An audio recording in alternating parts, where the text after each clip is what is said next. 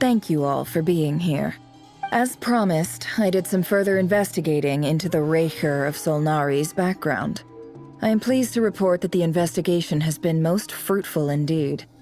The Raker of Solnari, real name Rerir, was once a Conrian subject who served the Vinster King. I will now share the important details of his story. Please save any questions or comments for the end.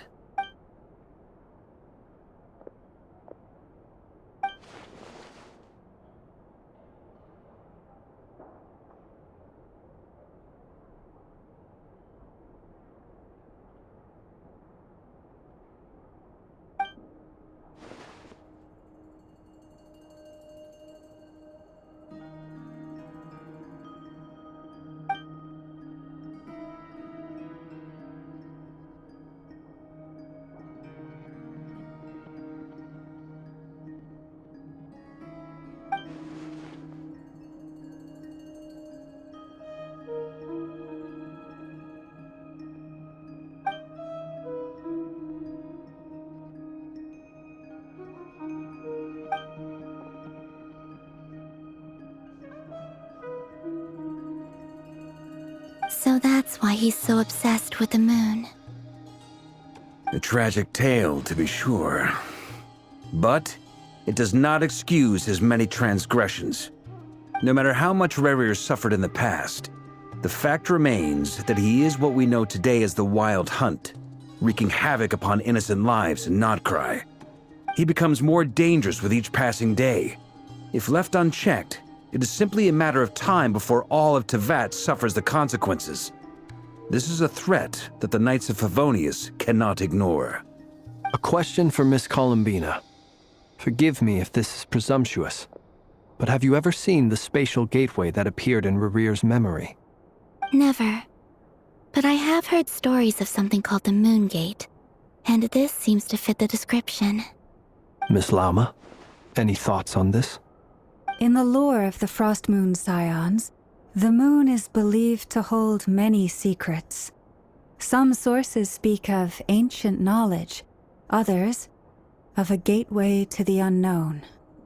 The term Moon Gate is one I have heard before, but as is the case with all of our legends, there are no records of any first-hand witnesses.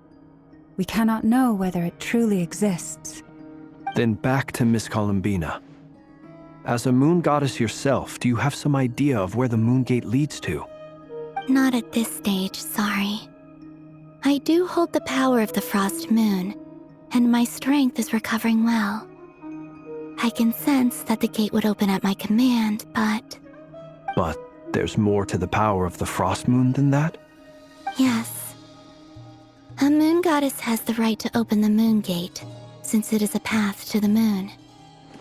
But as never mentioned, holding open a spatial gateway takes a huge amount of power. And right now, I need to conserve my energy to fight the Raker of Solnari. I'm afraid this is one mystery we may have to leave unsolved for now. I agree. Better to save your strength. But if you'll humor me for a moment, I have a bold conjecture of my own regarding the world beyond the gateway. I highly suspect that neither Tholindis nor Rerir made it through unscathed. The evidence pointing to this is the fact that the Raker of Solnari exists in the form of countless fragments. With the abyssal power he wields, no ordinary foe can touch him, let alone tear him to shreds. And yet, the Wild Hunt proliferates wherever his scattered fragments lie, drawing hordes of monsters to many different locations across the land. So your theory is that Rerir was physically torn to shreds by some powerful force? Hence, why the Wild Hunt is a distributed phenomenon, rather than a unified one? Makes sense to me. Explains why the Wild Hunt is so pervasive, and why he's been trying to piece himself back together. He was whole to begin with, and he wants to be whole again. Without the power of the Abyss on his side, he almost certainly would have perished the moment he was torn apart. But the Abyss, much like a curse, has kept him alive. I could not agree more. The power of the Abyss is most surely a curse. It is a compelling explanation. and one that accords with my present understanding of abyss creatures. Whether the life form in question is primitive or advanced, if a curse has extended its lifespan unnaturally, it will continue to survive in spite of everything. This raises some interesting questions. I will run some experiments and see if there is any validity to my suspicions. That being said, regardless of whether my research bears fruit, I would like to thank Miss Nefer for conducting such a thorough investigation. Already, it has greatly enriched my understanding of the entity we face. My pleasure, Mr. Albedo. I too hope that the information I have shared today proves useful as we look to formulate the next stage of our plan. Hey! What is it, Dainsleif? You look really upset! It's just... when I think of the man I once knew as Rerir, I struggle to understand why things had to turn out like this. The two of you used to be friends, didn't you? I don't know if these words will bring any comfort, but my heart goes out to you. Mine too. We can never know all the hows and whys of the way things are. The moon and stars are full of untold secrets and lies, and the skies are host to many more mysteries than these alone. Yet, none of that can begin to compare with the complexity of human life. Those are the first comforting words I've heard in a long time. Thank you both. Well, I think this is a good place to end today's meeting. I'm sure Nefer needs some time to recover. She's been through an awful lot today. That's very thoughtful of you, Lama. Of course. Sounds good to me. Take some time to rest and digest before we reconvene to nail down a plan.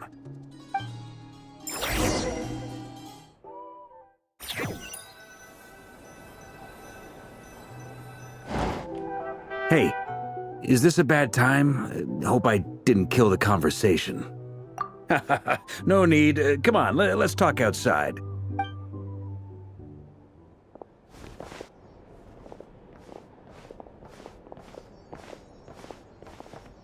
Anyway, Nefer went back to the curatorium to get some rest. But before she left, she shared some things with me that I thought you should be aware of.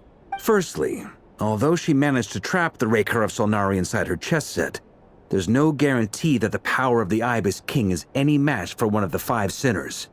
Their powers are beyond our comprehension. It's only a matter of time before he finds a way to break out. We have to come up with a plan and take care of him before that happens. Honestly, my mom figured that might be the case. So, how long have we got? Well, I asked her that same question. She talked for a long time, but for the most part, it seemed like she was trying to convince me how precious her chess set is. What a long and storied history it has. It felt like some kind of sales pitch, you know? The kind where you end up handing over Mora against your will? Anyway, after all that, she finally answered the question. 2 days, at most. 2 days? Holy moly! Can we even recruit enough help in that time? That remains to be seen. Which brings me to the second issue. Dainsleif is obviously conflicted about this whole thing. But given how little time we have, there's no way we can pull this off without his help. You have some history with him, right? Do you think maybe you could talk to him for us? Great. I appreciate it. All right, on to item 3. So, Albedo, Durin, and I put our heads together and came up with a plan. Can't promise it's gonna work yet, but at least it's a start. We figured we'd bounce the idea off you first. We'll explore it further once everyone's recovered. Oh, Paimon's dying to hear this. All right, so here's what we're thinking.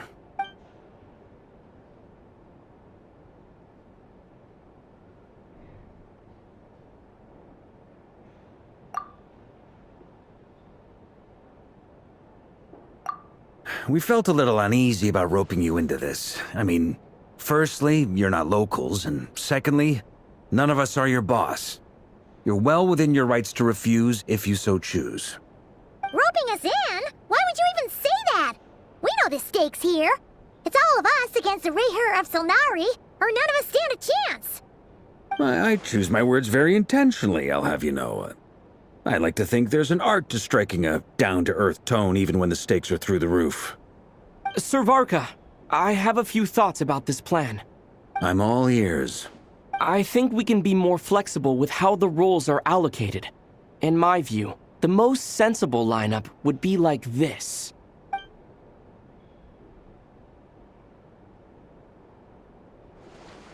I see your point, yeah. But if that's how we're going to approach this, you'd better make sure you're ready. To be clear, I don't doubt your abilities. Far from it. I just want to make sure. Are you really willing to take all this on? I want to do everything within my power. The Rahier of Solnari is a truly fearsome opponent, and if I do my part, it'll greatly reduce the risk for everyone else involved. Well, that tracks with what I've heard. Jean's mentioned in her letters that you're so diligent it's almost abnormal. As in, most people weigh up the risks and rewards in situations like this. But you seem to just march towards danger without a moment's hesitation.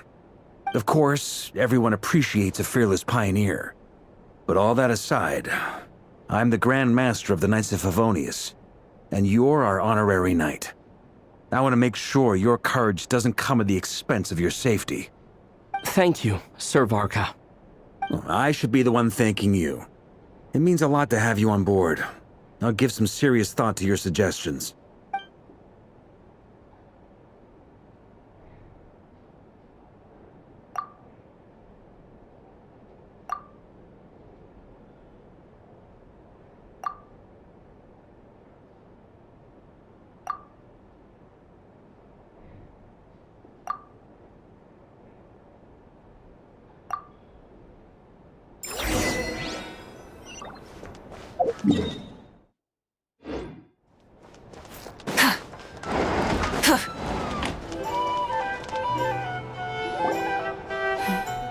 This is a thorough plan, but I do have one last question before we take action.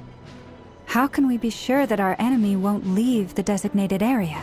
Great question. Albedo's been hard at work analyzing Rerir and the Wild Hunt's behavioral patterns. His conclusions are as follows. Firstly, from the earliest known confrontation until now, Rerir has never displayed any ability to manipulate the dimension of space. So it's unlikely he has any power in that domain. Secondly, he seems to have a particularly strong vendetta against our group. If we put him in a fight-or-flight situation, he'll choose to fight every time. Thirdly, finally, and most importantly, he is consumed by hatred, both for the moon and for his enemies. Turns out, we tick both of those boxes. We have a reincarnated moon in our ranks, and a spy who accessed his private memories without permission. He'll be baying for blood, not looking to escape. As someone who's had their fair share of interactions with the Wild Hunt, those all seem like valid observations to me. Understood. Then I will defer to the verdict of the group. Well, everyone, that's the plan in full detail. Albedo and Durin are carrying out their part as we speak. Plan approved. Scheduling. Okay, any firepower you need, I got you covered. Let's light this baby up. The Frost Moon Scions are behind you as well. And the rest of you?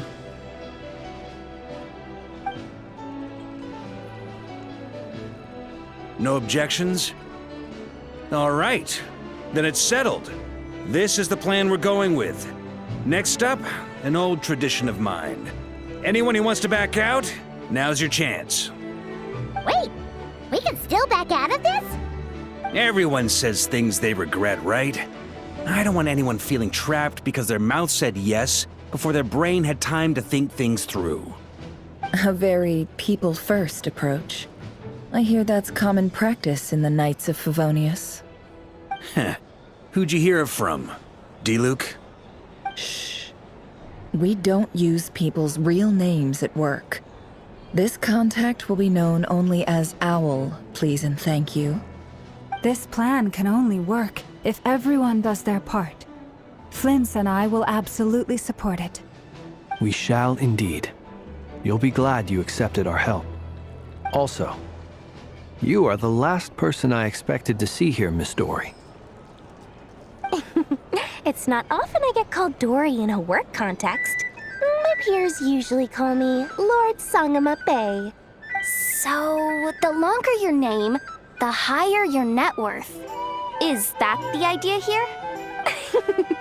In that case, Mr. Flint's here must be worth a fortune. That's right, I know your full name. It's... The walls are thin here. I'd appreciate you keeping that a secret. Okay, fine. I'm actually only here as a favor for someone else. Do you have any idea how much it would cost to hire me otherwise? Oh! Does this mean someone out there actually has the power to boss Dory around? It most certainly does not. We have a long-standing and mutually beneficial business partnership. She's actually the mom of a friend of yours. Said mom supplied me with a great little trinket, but now that lady's ruined everything. If I don't start building a little goodwill now, my whole business in Notcry is gonna go down the drain! Okay.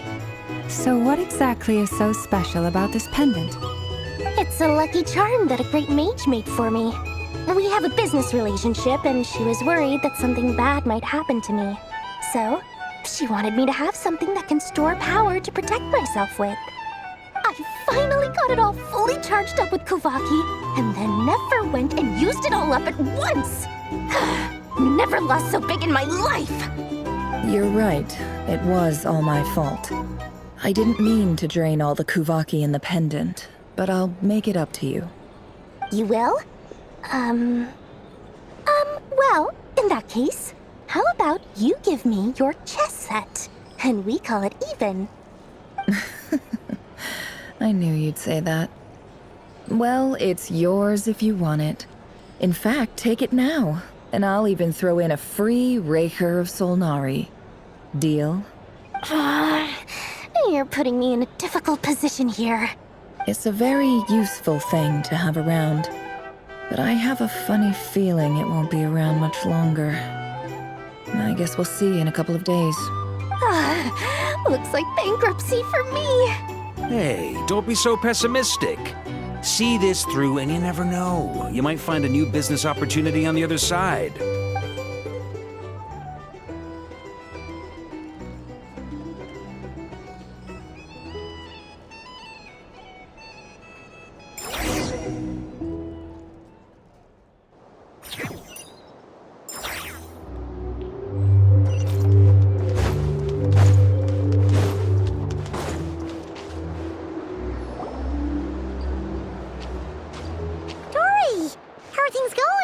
Feeling ready? Oh, I was born ready. We only have 2 days. You think Lord Sangama Bay would let an opportunity like this slip by? Don't forget, when something's in high demand, the people with the goods on hand get to charge the highest price of all. Even higher than the sellers taking advance orders. Ta-da! See? It's right here. Oh, it's so pretty. Did you make it? No, I have a supplier. We go way back, so he made me a very attractive offer. Aha! No wonder you were talking about lucky charms at the meeting. You've been getting Kave to make them for you. That's not the full story. It actually started a while back as a project between me and the Dendro Archon. Mage Alice once warned me that this world won't stay safe forever. There may come a day when everyone faces a great crisis. I passed this on to the Dendro Archon, and she secretly brought together a research team made up of Sumeru's top scholars to invent a technology that could keep people safe. I won't go into the details because it's all very complicated, but if you want to know more, you can ask the Dendro Archon about it sometime. Anyway, point being, it was the Dendro Archon who asked Kave to build this little contraption. As one of the top Kashara War talents, he was the obvious choice. Took him long enough. He stressed over it for ages. Must have gone through at least a dozen designs before producing a final product. But that's Kave for you. Marak delivered it to me a couple of days ago, along with a letter from Kave. Could I ask why I'm sending this technology to you? What's your proposed use case? Has it been approved by the relevant authorities? So nosy. My fault for sending him the research permit to begin with. Surely Nahida must have told him you were involved in this project. He was probably just nervous because you're always so secretive about your business. Could be, could be. Anyway, I just replied, let's hope there never has to be a use case, because it would involve grave danger. Fair enough. But it sounds like he was just being cautious. He probably felt responsible as the one who made it. Or maybe he was asking as a favor for his housemate. He's done that before. Not sure why, though. His housemate doesn't seem to really care that much about this kind of stuff. Either way, all's well that ends well. I'm just glad to finally have my hands on the product. I wouldn't want to be without it, given the potential dangers that lie ahead. Huh? What does that look mean? Paimon's just super surprised. This must be the first time we've ever seen you actually get serious about something.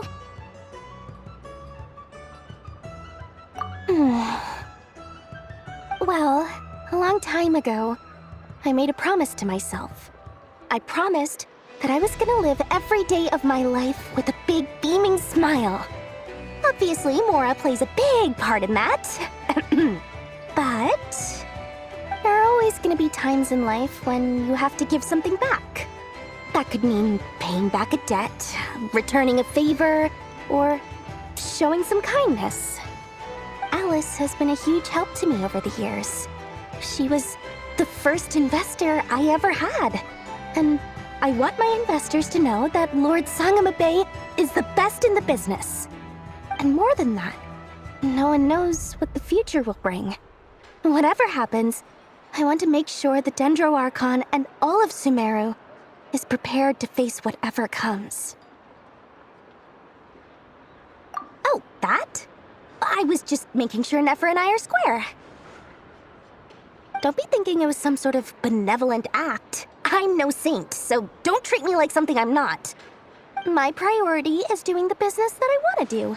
So long as my conscience lets me, but it usually does. That's the Lord Sangamabe business model. All right, if you say so. I do say so, and that's the whole point. I'm a businesswoman. Don't go trying to figure out what kind of person I am. You'll exhaust yourself. Much easier for everyone involved if you just take my word for it. Oh, and could you two help me get this stuff where it needs to be? Thanks so much. You're my favorite assistants.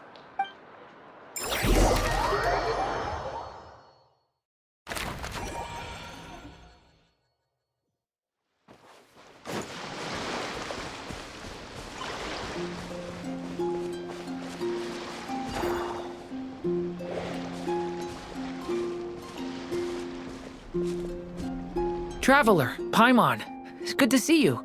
Everything going smoothly over here? Sort of. As you're probably aware, Varka, Durin, and I captured some abyssal creatures from the Wild Hunt. Per the plan, we dissected and analyzed some samples of these creatures. The process went very smoothly. The findings, however, come with some troubling implications. What? You can actually dissect the Wild Hunt? That depends on your definition of Wild Hunt and dissection. Harmless, lifeless. These words are accurate descriptions. The Wild Hunt is an interesting phenomenon. In and of itself, it doesn't seem to possess anything akin to a human personality.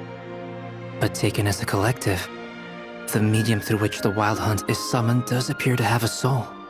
Master griped a lot about the wise Horoptetyr, and seemed somewhat fascinated with the Fausted Elegy. But she barely mentioned Rerir at all. I don't think that was because of his lower social standing, though. Anyway, it's a pity. I should like to hear her thoughts on the nature of the life form he has become today. It's a strange mix. The furious energy of an abyssal being channeled through a fractured physical existence. A consequence of being torn apart by an unknown power. Perhaps the only explanation for his survival in this state is that he sacrificed a degree of individuality in exchange for a continued existence. Oh, sorry. Once I get talking about interesting research, I have a tendency to go on indefinitely. Back to our research findings. Essentially, they confirm my hypothesis.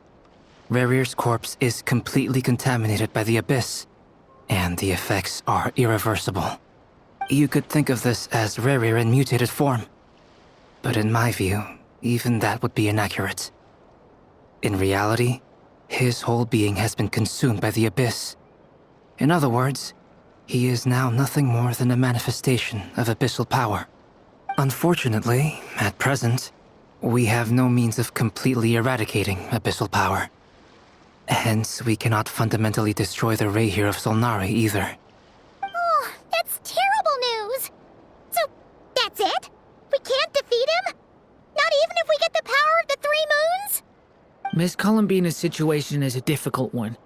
She can never achieve wholeness when the world does not accept her presence. It's as if her creator banished her to a place she can never be accepted. It means she spends most of her energy just on her own survival. Given the circumstances, it's only natural to despair. But we must see this plan through to the end. Time to kick off the backup plan. Oh, Paimon almost forgot! This is for you. Dory asked us to bring it. Ah, how wonderful. Well, thank you for making the trip. Durin and I will be heading off shortly. I'm sorry I won't be there to protect you in person this time. Please be careful. All right then. Stay safe.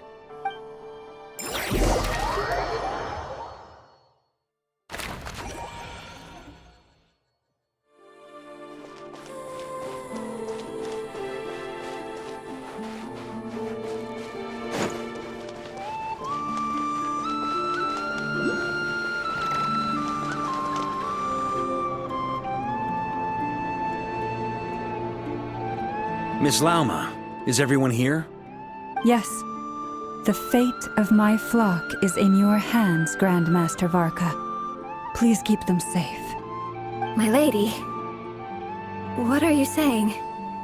Within the next 24 hours, we will face the biggest crisis the world has ever seen. This is not a burden that we deserve to bear, but I believe that we reap what we sow in this life. So I intend to act. I must do what I think is right. For me, that means fighting for the future of Nodcry. This gentleman is the Grand Master of the Knights of Favonius, Varka, Knight of Boreas. In my absence, please follow his lead. Hey, everyone. Guess I should introduce myself. Well, to start with, I know my way around a battlefield. Biggest strengths are honesty and hard-workingness. Anyway, point is, I don't intend to let Lauma down. I'm gonna do everything in my power to keep every last one of you safe and sound.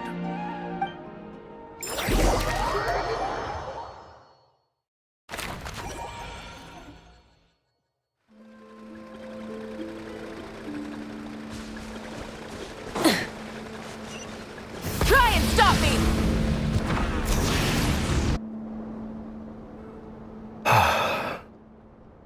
Something on your mind?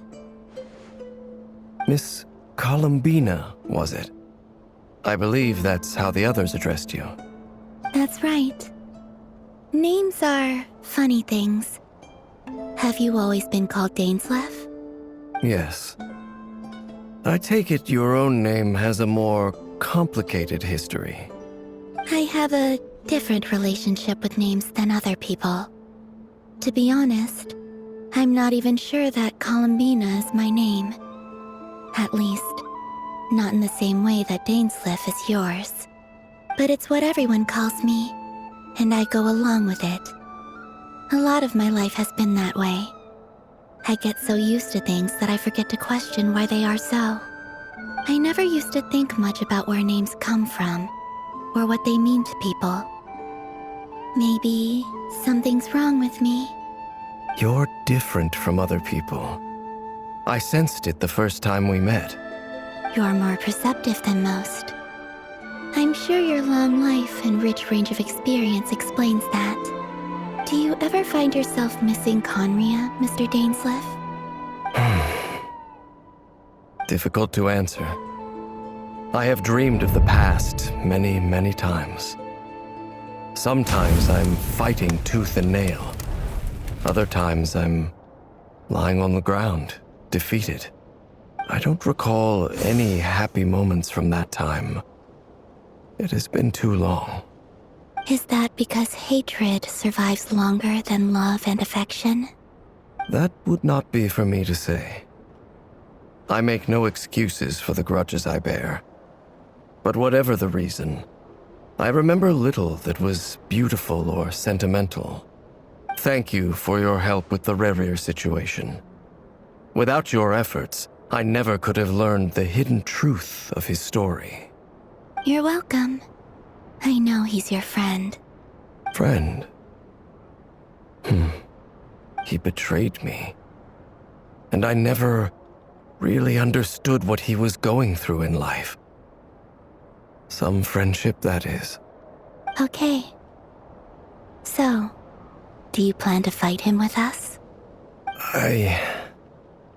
You see, you're torn. Now you know what really happened. You see the things he's done in a new light. I need some time. Of course. I completely understand. Anyone else in your position would feel conflicted too. Actually, I went through something similar myself recently. Something happened that changed my perspective on a situation. A situation I took for granted at the time, but now I feel very grateful for it. You mean the Harbingers who still support you, even though you've left the Fatui? Yes. I always thought they were only helping me because Harbingers are forced to work together. But then I abandoned them. A warrant was even put out for my arrest. And even now, they still support me. Which means I was wrong about them all along. Clearly, they view you as a friend. I feel a little guilty now. I regret not seeing her help for what it was, and not treasuring it. I see the guilt that you're feeling now, because I feel it too. Hopefully, talking about it will do us both some good. Have you noticed that the Traveler and Paimon are over there? I think they've been listening. Huh. Shall we say hello? Sure. Hello. Ah! They caught us!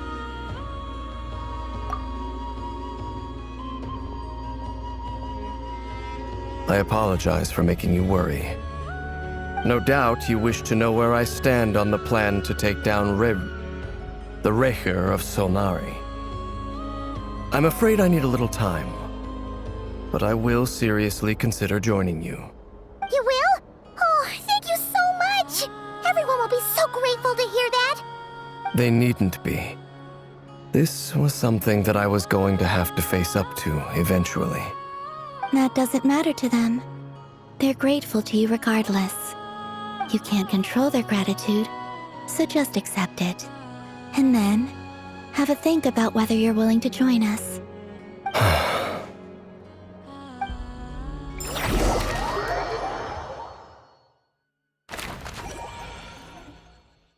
It's nearly showtime! Let's go rendezvous with the others. You know the place.